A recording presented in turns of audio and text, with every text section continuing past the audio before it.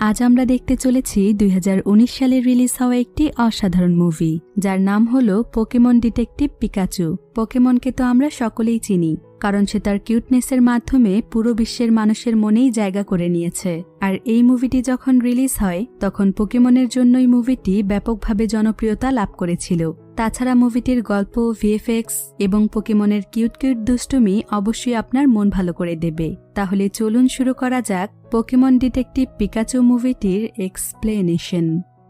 তো গল্পটি শুরু হয় এমন একটি সময়ে যখন পৃথিবীতে মানুষের পাশাপাশি পোকেমন নামক এক ধরনের প্রাণীরা বসবাস করত।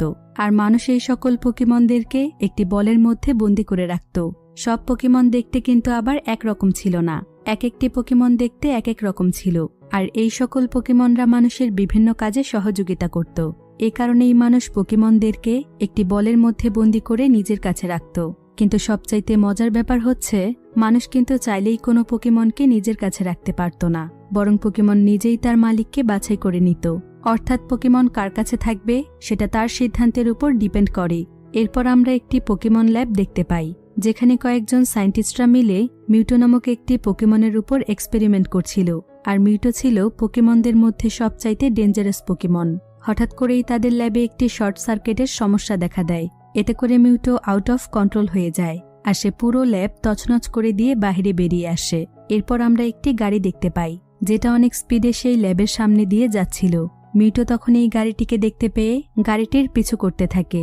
এরপর সে সেই গাড়ির উপর হামলা করে, ফলে সেখানে গাড়িটির অনেক বড় ধরনের অ্যাক্সিডেন্ট হয়ে যায়। পরের দৃশ্যে আমরা টিম নামক একটি ছেলেকে দেখতে পাই, যে কিনা তার বন্ধু জ্যাকের সঙ্গে তাদের শহরের মধ্যে থাকা একটি জঙ্গলে এসেছে। আসলে জ্যাক জোর করে টিমকে এখানে নিয়ে এসেছে, কারণ টিমের কাছে কোনো পোকেমন ছিল না।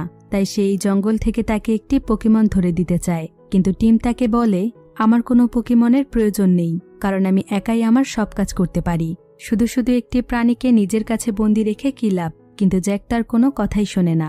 সে বলে, তুমি শুধু এই বলটির মধ্যে একটি পোকেমনকে ঢুকিয়ে নেবে, তোমাকে আর কিছুই করতে হবে না। এরপর টিম না চাইতেও একটি পোকেমনের কাছে যায়, আর সে পোকেমনটিকে তার বলের মধ্যে ঢুকিয়ে নেয়। কিন্তু পোকেমনটি টিমকে পছন্দ করে না, তাই সে বল থেকে বের হয়ে সোজা তার উপর হামলা করে। এরপর টিম এবং জ্যাক সেখান থেকে পালিয়ে যায়। তারা হাঁটতে হাঁটতে একে অপরের সঙ্গে কথা বলছিল। এমন সময় টিমের ফোনে একটি কল আসে, আর এই কলটি এসেছিল রায়ন পুলিশ ডিপার্টমেন্ট থেকে। টিম তখন কলটি রিসিভ করে। টিম এখানে জানতে পারে গতকাল রাতে তার বাবা একটি কার অ্যাক্সিডেন্টে মারা গিয়েছে। টিমের বাবার নাম ছিল হ্যারি। টিম আসলে তার বাবাকে খুব একটা পছন্দ করত না, কারণ অনেকদিন আগেই তার বাবা তাকে এবং তার মাকে রেখে কোনো এক কাজের উদ্দেশ্যে বেরিয়ে পড়ে। কিছুদিন পর টিমের মাও মারা যায়, ফলে তখন থেকেই টিম অনেক একা হয়ে পড়ে। আর এসব কিছুর জন্য টিম তার বাবাকেই দোষী মনে করত। এ কারণে টিম যখন তার বাবার মৃত্যুর খবর পায় তখন তার বিন্দুমাত্র খারাপ লাগে না, বরং সে শুধুমাত্র তার দায়িত্ব পালনের জন্য রাইম সিটির উদ্দেশ্যে রওনা হয়। রাইম সিটিকে তৈরি করেছিল হবার্ট নামক একজন ব্যক্তি। আসলে হবার্টের অনেক দিন ধরেই ইচ্ছে ছিল যে সে এমন একটি শহর তৈরি করবে যেখানে মানুষ এবং পোকেমনরা একসঙ্গে বসবাস করে। কিন্তু এমনিতেও তো পোকেমনরা একসঙ্গেই বসবাস করত।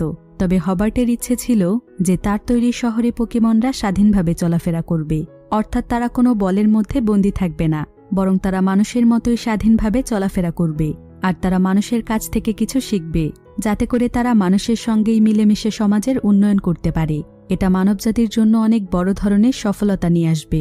আর এই উদ্দেশ্য নিয়েই হবার্ট রাইম সিটিকে তৈরি করে। টিম এখন সেই শহরেই যাচ্ছে, কারণ তার বাবা সেখানে বসবাস করত। এরপর কিছুক্ষণের মধ্যেই টিম রাইম সিটিতে পৌঁছে যায়। রাইম সিটি আসলে অনেক সুন্দর একটি শহর ছিল, যেটা দেখে টিম অনেক অবাক হয়ে যায়, কারণ সে দেখতে পায় এখানকার সকল পোকেমনরা শহরে খোলামেলাভাবে ঘুরে বেড়াচ্ছে।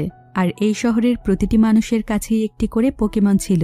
কিন্তু সবচাইতে অবাক করা বিষয় হচ্ছে, মানুষের সঙ্গে মিলে এখানকার পোকেমনরা কাজ করছে। এই বিষয়টি টিমকে অনেক অবাক করে তোলে।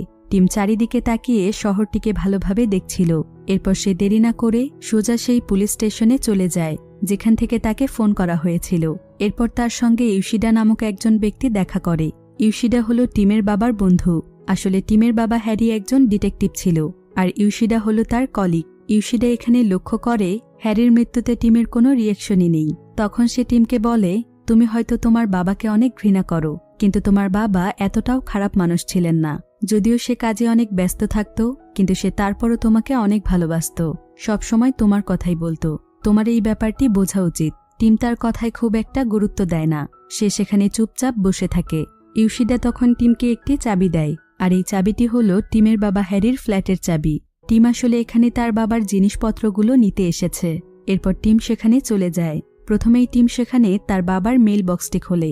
এমন সময় সেখানে একটি পোকেমন চলে আসে, আর এই পোকেমনটি ছিল লুসি নামক একটি মেয়ের। কিছুক্ষণ পর সেখানে লুসিও আসে, আর সে টমকে জিজ্ঞাসা করে, তুমি মিস্টার হ্যারির কি হও? তখন টিম বলে, আমি তার ছেলে। লুসি তখন তাকে বলে, আমি এবং আমার পোকেমন অনেকদিন ধরেই অপেক্ষা করছিলাম যে কে এখানে এসে মিস্টার হ্যারির মেইল বক্সটি খুলবে। লুসি আসলে একজন ডিটেকটিভ এবং রিপোর্টার, আর সে মিস্টার হ্যারির কেসে কাজ করছিল। তাই সে টিমকে বলে, তুমি মিস্টার হ্যারি সম্পর্কে যা কিছুই জানো সেই সব কিছু আমাকে বলে দাও, তাহলে আমি খুব সহজেই কেসটি সলভ করতে পারবো।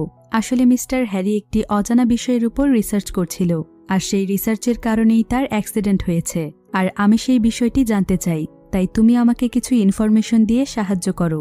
কিন্তু টিম বলে, অনেক বছর ধরে বাবার সঙ্গে আমার কোনো যোগাযোগ হয়নি, আর তার সঙ্গে আমার খুব ভালো একটা সম্পর্কও ছিল না, তাই আমি তার ব্যাপারে তেমন কিছুই জানি না। এ কথা বলে টম সেখান থেকে চলে যায়, আর সে তার বাবার ফ্ল্যাটে প্রবেশ করে। টিম এখানে পুরো ফ্ল্যাটটিকে ঘুরে ঘুরে দেখছিল। হঠাৎ করেই টিম সেখানে একটি গ্যাস টিউব দেখতে পায়, আর সে কোনো কিছু না বুঝেই টিউবটিকে খুলে ফেলে। এতে করে সেখানে টিউবের মধ্যে থাকা গ্যাসগুলো ছড়িয়ে পড়তে থাকে। টিম তখন সহ্য করতে না পেরে ফ্ল্যাটের জানালা খুলে দেয়, যাতে করে গ্যাসগুলো বাইরে বেরিয়ে যেতে পারে। এরপর সে তার বাবার রুমে আসে। হঠাৎ করে সে সেখানে একটি আওয়াজ শুনতে পায়। টিম বুঝতে পারছিল না যে এটা কিসের আওয়াজ, তাই সে চারিদিকে দেখতে থাকে। হঠাৎ করে সে একটি জায়গাতে অনেক কিউট একটি পোকেমনকে দেখতে পায়, আর এই পোকেমনটির নাম ছিল পিকাচু। টিম তখন তাকে জিজ্ঞাসা করে, তুমি কোথা থেকে এসেছ? তখন পিকাচু বলে, আগে বলো তুমি কোথা থেকে এসেছ। টিম এতে অনেক অবাক হয়ে যায়, কারণ সে এই পোকেমনের কথা বুঝতে পারছে। আসলে পোকেমনরা মানুষের সঙ্গে থাকলেও তারা কিন্তু কথা বলতে পারে না, এমনকি মানুষ তাদের ভাষা বুঝতে পারে না। কিন্তু পিকাচু তো কথা বলছে, আর টিম তার ভাষা বুঝতে পারছে। এ বিষয়টি টিমকে অনেক অবাক করে তোলে, কিন্তু পিকাচু অনেক খুশি হয়ে যায়। এমন সময় তাদের রুমের মধ্যে কয়েকটি আলাদা পোকেমন চলে আসে, আর তারা তাদের দুজনের উপর অ্যাটাক করতে থাকে। আসলে টিম যখন জানালা দিয়ে সেই গ্যাসগুলোকে বাইরে বের করে দেয়, তখন এই পোকেমনগুলো গ্যাসটিতে ইনফেক্টেড হয়ে যায়, তাই তারা কিছু সময়ের জন্য হিংস্র হয়ে উঠেছে। এ দৃশ্য দেখে টিম এবং পিকাচু দুজনেই অনেক ভয় পেয়ে যায়, আর তারা দৌড়ে সেখান থেকে পালাতে থাকে। কিন্তু সেই পোকেমনগুলো তাদের পিছু করতে শুরু করে। টিম এবং পিকাচু তাদের হাত থেকে বাঁচার অনেক চেষ্টা করে, কিন্তু সেই পোকেমনরা কিছুতেই তাদের পিছু ছাড়ছিল না। হঠাৎ করেই দেখা যায় সেই গ্যাসের প্রভাব শেষ হয়ে গিয়েছে, ফলে পোকেমনরা আবার নর্মাল হয়ে যায়। কিন্তু টিম এখানে অনেক বেশি ভয় পেয়ে গিয়েছিল, তাই সে চিৎকার করতে করতে সেখানকার একটি মার্কেটে চলে যায়। পিকাচুও তার পিছু পিছু যায়। টিম সেখানে পাগলের মতো আচরণ করছিল, তাই সকল মানুষ তাকে দেখে হাসতে থাকে। তার উপর আবার পিকাচুকে দেখিয়ে টিম সবাইকে বলে, এই পোকেমন কথা বলে। এতে করে মানুষ তাকে আরও বেশি পাগল মনে করে, কারণ পোকেমনরা তো কথাই বলে না। তারপরও টিম সবাইকে বিশ্বাস করানোর চেষ্টা করে। তখন সেখানে থাকা একটি মেয়ে পিকাচুর সঙ্গে কথা বলার চেষ্টা করে, কিন্তু পিকাচু তো অনেক দুষ্ট ছিল, সে কি আর এত সহজে কথা বলে? তাই সে টমকে বোকা বানানোর জন্য তাদের সামনে কথা বলে না। এতে করে সবাই টমকে পাগল মনে করে। এরপর টিম পিকাচুর কাছ থেকে জানতে পারে যে সে আসলে তার বাবার পোকেমন, অর্থাৎ পিকাচু ছিল মিস্টার হ্যারির পোকেমন, যে কিনা মিস্টার হ্যারির সঙ্গে কাজ করত। এরপর পিকাচু টিমকে একটি কফি শপে নিয়ে যায়, কারণ সে কফি খেতে অনেক পছন্দ করত। টিম এই কফি শপে বসে পিকাচুর সঙ্গে কথা বলছিল, ফলে এখানকার মানুষরাও তাকে পাগল মনে করে, কারণ পোকেমনরা তো কথা বলে না। তাহলে টিম কিভাবে কথা বলছে? পিকাচু এখানে টিমকে বলে, আমি হ্যারিকে খুঁজে বের করতে চাই। কিন্তু টিম বলে, বাবা আর বেঁচে নেই, সে তো কিছুদিন আগেই মারা গিয়েছে, আর মৃত মানুষকে কি কখনো ফিরে পাওয়া যায়? তাই তোমার ফালতু কথা বন্ধ করো। পিকাচু বলে, আমাকে একদম ফালতু বলবে না, আমি না জেনে শুনে কোনো কথা বলি না। তোমার বাবা এখনো বেঁচে আছে, কারণ যদি সে মারা যেত তাহলে আমিও মারা যেতাম। আসলে কোনো ব্যক্তি যদি মারা যায় তাহলে তার সঙ্গে থাকা পোকেমনও মারা যাবে, কারণ পোকেমনদের মালিক মারা গেলে সেই পোকেমনটিও মারা যায়। এ কারণে পিকাচু মানতেই চাইছিল না যে হ্যারি মারা গিয়েছে। তাছাড়া পুলিশ এখনও হ্যারির লাশ খুঁজে পায়নি, তাই পিকাচু টিমকে বোঝানোর অনেক চেষ্টা করে, কিন্তু এতে কোনো লাভ হয় না, কারণ টিম তার কোনো কথাই শুনতে চাইছিল না। এমনকি সে বিরক্ত হয়ে সেখান থেকে চলে যাচ্ছিল, কিন্তু পিকাচু তাকে বাধা দেয়। সে টিমকে বলে, এখন আমাদের একে অপরকে অনেক বেশি প্রয়োজন, তা না হলে আমরা হ্যারিকে খুঁজে বের করতে পারবো না। তুমি কি চাও না যে তোমার বাবাকে আমরা খুঁজে বের করি? তাছাড়া আমি তোমার সাহায্য চাই, কারণ আমাকে যেভাবেই হোক আমার মালিককে খুঁজে বের করতে হবে। তখন টিম তাকে বলে, আমি এখানে আমার বাবাকে খুঁজতে আসিনি, বরং তাকে বিদায় জানাতে এসেছি। কিন্তু পিকাচু বলে, তুমি মানুষের সঙ্গে কথা বলতে পারো, আর আমি পোকেমনদের সঙ্গে। আবার তুমি আমার সঙ্গে কথা বলতে পারো, আর আমি তোমার সঙ্গে। তাই আমাদের একসঙ্গে থাকাটা অনেক জরুরি। এখনো সময় আছে, আমরা হ্যারিকে খুঁজে বের করব। দয়া করে তুমি আমাকে সাহায্য করো। পিকাচুর অনেক অনুরোধের পর টিম তার কথায় রাজি হয়ে যায়। এরপর তারা দুজন মিলে আবারও হ্যারির ফ্ল্যাটে চলে আসে। এখানে এসে তারা দুজন চারিদিকে দেখতে থাকে, আর পিকাচু পুরো ফ্ল্যাটে ক্লু খুঁজতে শুরু করে, যাতে করে তারা হ্যারিকে খুঁজে বের করতে পারে। পিকাচু সেখানকার টেবিলে একটি মহিলার ছবি খুঁজে পায়, আর সে টিমকে ছবিটি দেখিয়ে বলে, হ্যারির পুরো ফ্ল্যাটে এই মহিলাটির ছবি রয়েছে। আমার মনে হয় তার কাছে গেলে আমরা কিছু ইনফরমেশন পাব।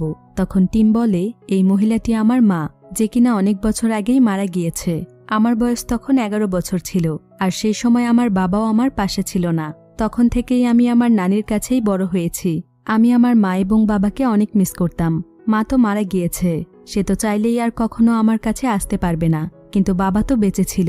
তার কি কখনো একবার আমার খবর নিতে মন চায়নি যে আমি তাদেরকে ছাড়া কেমন আছি? সবাই তো তার মা বাবার ভালোবাসা পেতে চায়, তাহলে আমার দোষটা কোথায় ছিল?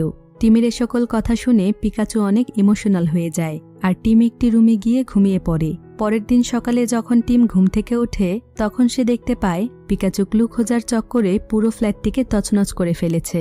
এরপর পিকাচু সেখানে আর গ্যাসের টিউব খুঁজে পায়, যেটা এর আগে টিম খুঁজে পেয়েছিল। পিকাচু এখানে টিমকে বলে, এই আরগ্যাসের কারণেই সেই পোকেমনগুলো আমাদের উপর হামলা করেছিল, কারণ আমি তাদের শরীর থেকে এই গ্যাসের গন্ধ পেয়েছিলাম। টিম তখন বলে, এসব কথা বাদ দাও, আমার সঙ্গে লুসি নামক একজন রিপোর্টার দেখা করেছিল, যে কিনা আমার বাবার কেসের উপর কাজ করছে। আমাদের প্রথমে সেখানে যেতে হবে, তাহলে হয়তো আমরা কোনো ক্লু পেতে পারি।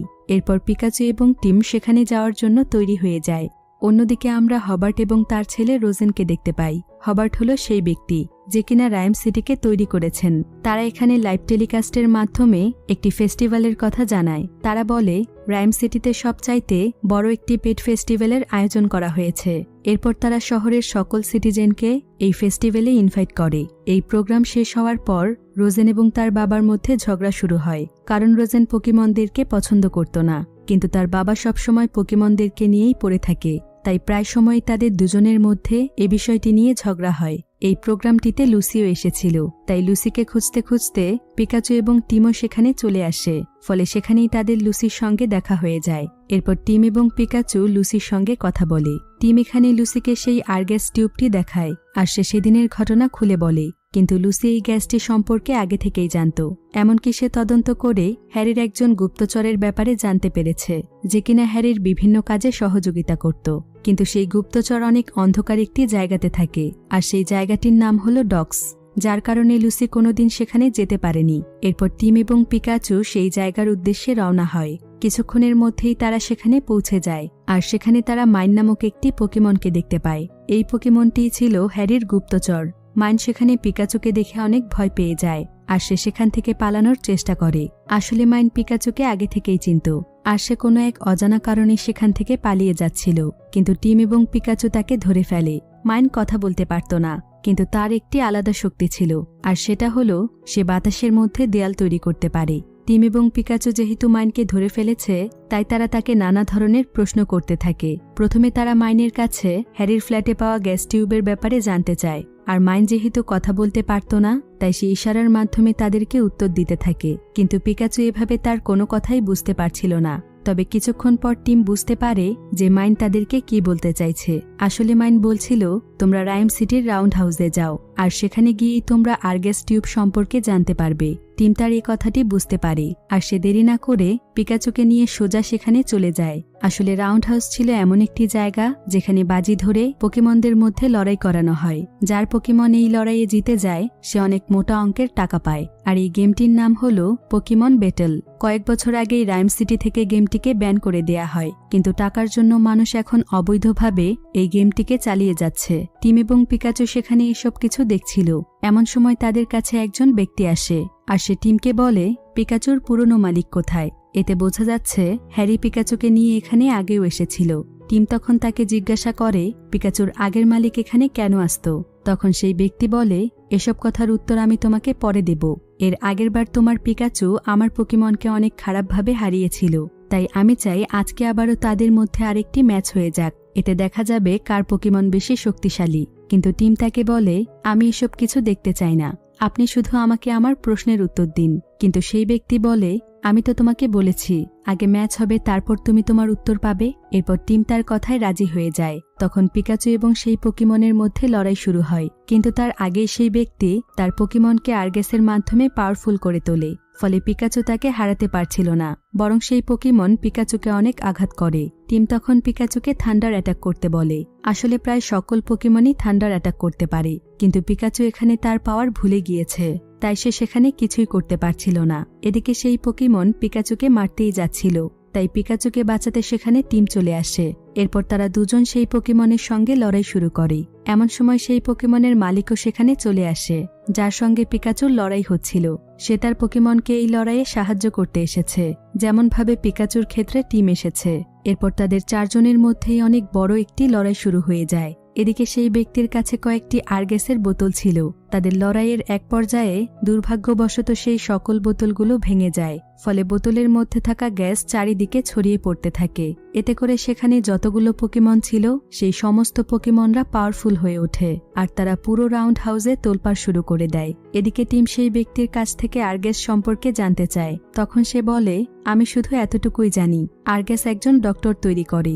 তখনই সেই পোকেমন তাদের দুজনের উপর অ্যাটাক করে। টিম এবং পিকাচু কোনো মতে সেখান থেকে দৌড়ে পালিয়ে আসে, আর তারা দুজনই মাটিতে পড়ে যায়। এমন সময় সেখানে কয়েকজন পুলিশ এসে তাদের দুজনকেই অ্যারেস্ট করে, কারণ তাদের কাছে মনে হচ্ছিল যে টিম এবং পিকাচুর জন্যই এখানে ঝামেলা সৃষ্টি হয়েছে। তাই পুলিশ তাদেরকে অ্যারেস্ট করে পুলিশ স্টেশনে নিয়ে যায়। কিন্তু টিম এখানে দেখতে পায় পুলিশ স্টেশনে তার বাবার বন্ধু ইউশিডা রয়েছে।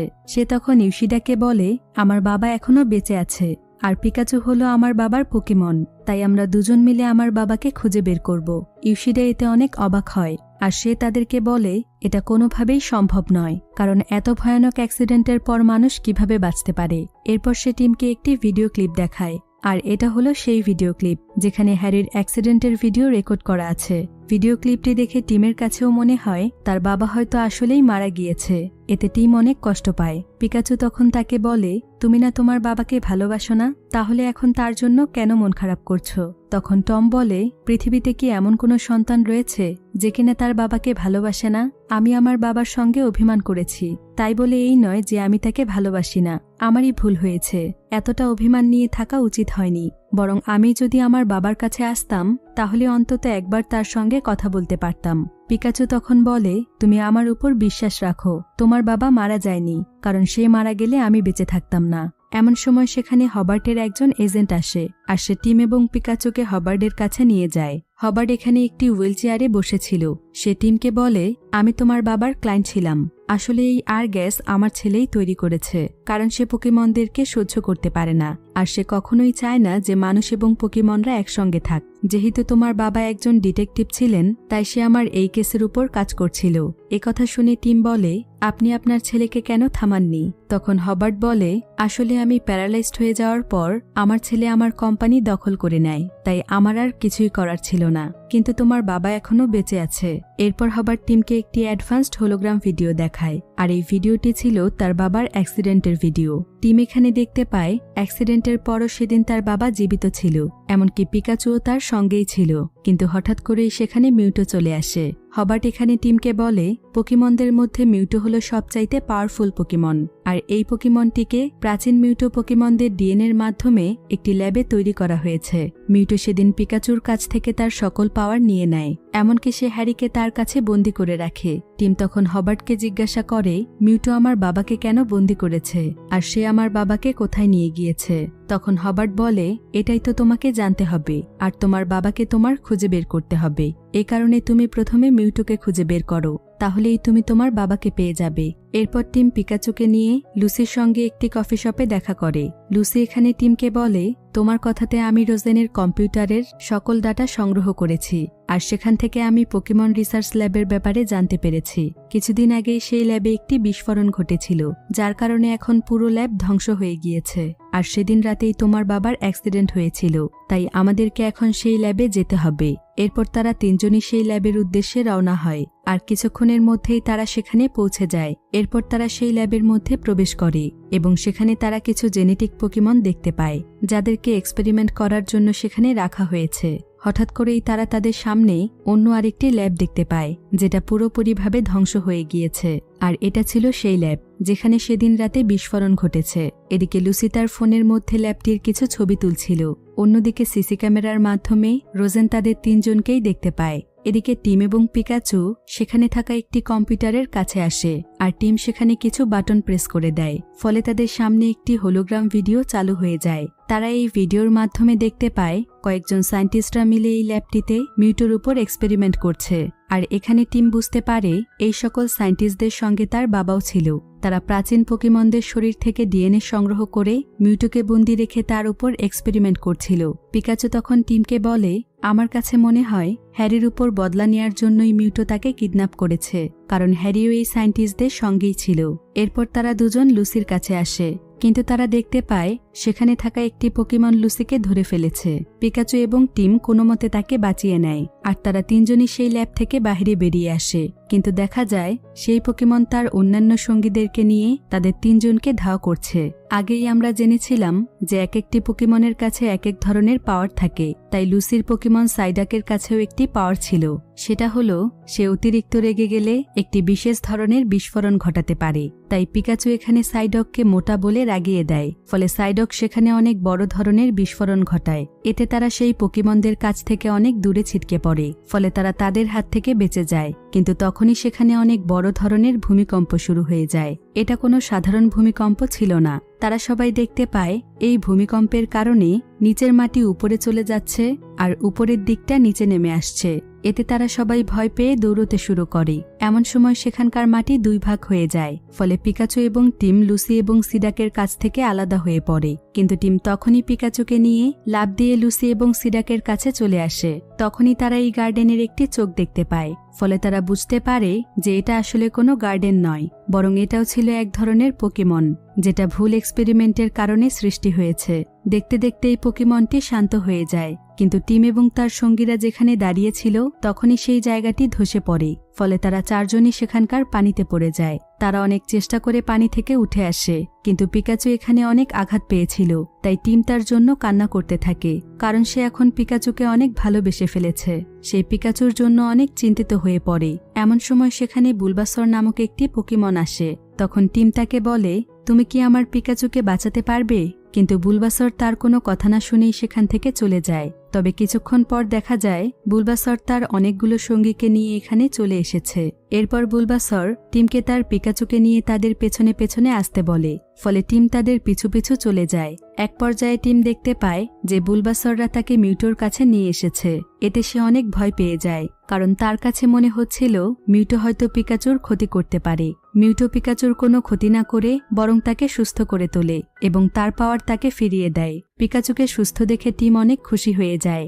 এরপর সে মিউটোকে জিজ্ঞাসা করে, তুমি আমার বাবাকে কোথায় লুকিয়েছ? মিউটো তখন তাকে তার পাওয়ারের সাহায্যে বলে, আমি যখন ল্যাবে বন্দী ছিলাম তখন পিকাচু আমাকে সেখান থেকে বের হতে সাহায্য করেছিল। অর্থাৎ সেদিন ল্যাবে যেই শর্ট সার্কিট হয়েছিল সেটা মিউটোকে বাঁচানোর জন্য পিকাচু করেছিল। এরপর মিউটো সেখান থেকে বের হয়ে হ্যারি এবং পিকাচুর কাছে যায়, আর সে পিকাচুকে বলে, পৃথিবীর মানুষেরা অনেক স্বার্থপর।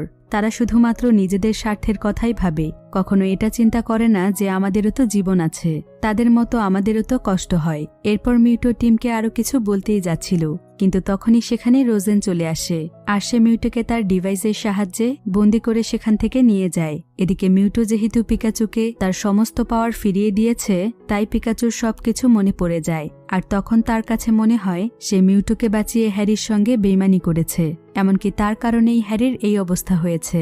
তাই সে নিজেকে ক্ষমা করতে পারছিল না, আর সে টিমকে রেখে সেখান থেকে চলে যাচ্ছিল। কিন্তু টিম তাকে বোঝানোর অনেক চেষ্টা করে, তবে পিকাচু তার কোনো কথাই শোনে না। যখন টিম তাকে বেশি জোরাজুরি করতে যায় তখন পিকাচু না চাইতেও তার উপর থান্ডার অ্যাটাক করে দেয়। এতে টিম অনেক কষ্ট পায় আর সে এবার পিকাচুকে আর বাধা দেয় না, ফলে পিকাচু সেখান থেকে চলে যায়। টিম তখন লুসি এবং সাইডককে নিয়ে রাইম সিটিতে ফিরে আসে। এখানে এসে তারা দেখতে পায় রাইম সিটিতে পোকেমন ফেস্টিভ্যালের আয়োজন করা হচ্ছে। টিম তখন দ্রুত সময়ে হবার্ডের কাছে যায় যাতে করে সে তাকে বলতে পারে যে রজেন মিউটোকে বন্দি করে ফেলেছে। কিন্তু এখানে সে জানতে পারে হবার্ডই আসলে একজন খারাপ মানুষ আর তার ছেলে রোজেন নির্দোষ। আসলে হবার্ড একটি অবৈধ এক্সপেরিমেন্ট করতে চাচ্ছিল।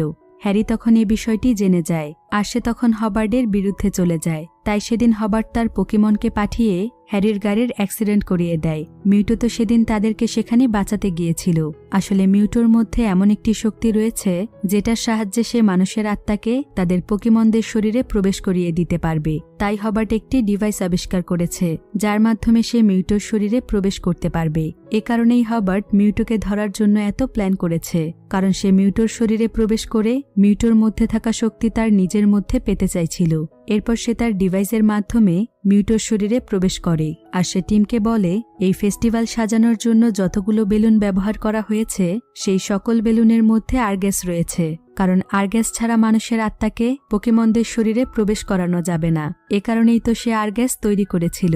এরপর সে তার পাওয়ার পরীক্ষা করার জন্য বাহিরে যেতে চায়। টিম তাকে বাধা দেওয়ার চেষ্টা করে, কিন্তু সে টিমকে আঘাত করে সেখান থেকে বাহিরে চলে আসে। অন্যদিকে পিকাচু মন খারাপ করে সেই ব্রিজের কাছে চলে যায় যেখানে হ্যারির অ্যাক্সিডেন্ট হয়েছিল। এখানে সে তার মনের দুঃখে গান গাইতে থাকে।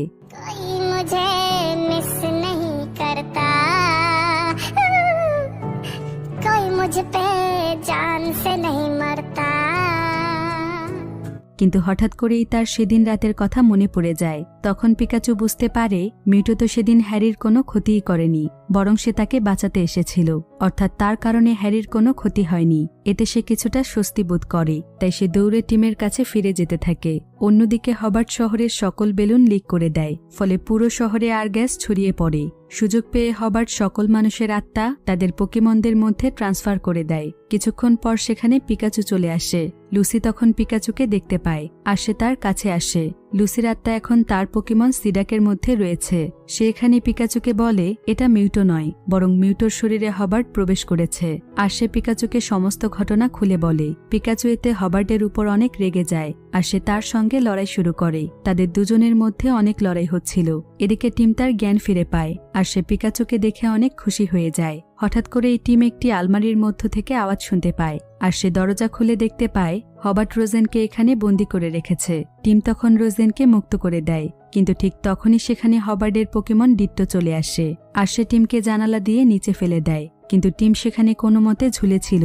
রোজেন তখন ডিট্টোকে মেরে টিমকে উদ্ধার করে। এদিকে হবার্ট এবং পিকাচু এখনও তাদের লড়াই চালিয়ে যাচ্ছিল, কিন্তু কিছুক্ষণ পরেই হবার্ট পিকাচুকে ধরে ফেলে আর সে তাকে বলে আমাকে হারানোর চেষ্টা করে লাভ নেই, তুমি আমার শক্তির সঙ্গে কখনোই পারবে না। পিকাচু তখন বলে আমি তোমাকে হারাতে চাইনি, বরং থামাতে চেয়েছিলাম। অন্যদিকে টিম হবার্ডের মাথা থেকে তার ডিভাইসটি খুলে দেয়, ফলে তার আত্মা তার শরীরে চলে আসে আর মিউটো মুক্ত হয়ে যায়। এরপর মিউটো তার পাওয়ারের সাহায্যে রাইম সিটিকে আবার আগের মতো করে দেয় আর সকল মানুষের আত্মাকে সে আবারও তাদের শরীরে ট্রান্সফার করে দেয়। কিছুক্ষণ পর সেখানে পুলিশ চলে আসে আর অবৈধ এক্সপেরিমেন্টের কারণে তারা হবার্টকে অ্যারেস্ট করে নিয়ে যায়। এরপর রোজেন লুসিকে তার কোম্পানিতে অনেক বড় একটি পদে চাকরি দেয়। লুসি এতে খুশিতে আত্মহারা হয়ে পড়ে। তারা সবাই সেখানে অনেক আনন্দ করছিল।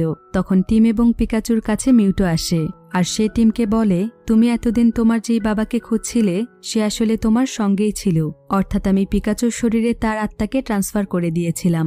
আসলে আমি আগে থেকেই জানতাম যে হ্যারি একজন ভালো মানুষ, তাই আমি তাকে হবার্ডের কাছ থেকে বাঁচানোর জন্য তার বডিটি আমার কাছে রেখে দেই। এরপর পিকাচুর কাছ থেকে আমি তার পাওয়ার কেড়ে নিয়ে তোমার বাবার আত্মা তার মধ্যে প্রবেশ করিয়ে দেই, যাতে করে হবার্ড তাকে খুঁজে না পায়। তবে পিকাচুর শরীরে থাকাকালীন সময়ে তোমার বাবার মস্তিষ্ক আমি ডিসেবল করে দিয়েছিলাম, তাই সে তোমাকে চিনতে পারেনি। এরপর মিউটো পিকাচু এবং হ্যারির শরীর আলাদা করে দেয়, আর এতগুলো বছর পর টিম তার বাবাকে দেখতে পায়, ফলে সে অনেক খুশি হয়ে যায়। পরের দৃশ্যে আমরা দেখতে পাই টিম তার নানির কাছে ফিরে যাচ্ছে। এ কারণে হ্যারির অনেক মন খারাপ ছিল, কারণ সে এখন তার ছেলেকে তার কাছেই রাখতে চায়। সে তাকে যেতে দিতে চায় না, কিন্তু সে সাহস করে টিমকে এ কথা বলতেও পারছে না। তবে কিছুক্ষণ পরেই দেখা যায় টিম তার টিকিটটি ছিঁড়ে ফেলে দিয়েছে, অর্থাৎ সেও আর তার বাবাকে ছেড়ে যেতে চায় না। টিম তখন তার বাবাকে জড়িয়ে ধরে, আর সে তার বাবার কাছে ক্ষমা চায়, কারণ সে তার বাবাকে ভুল বুঝেছিল।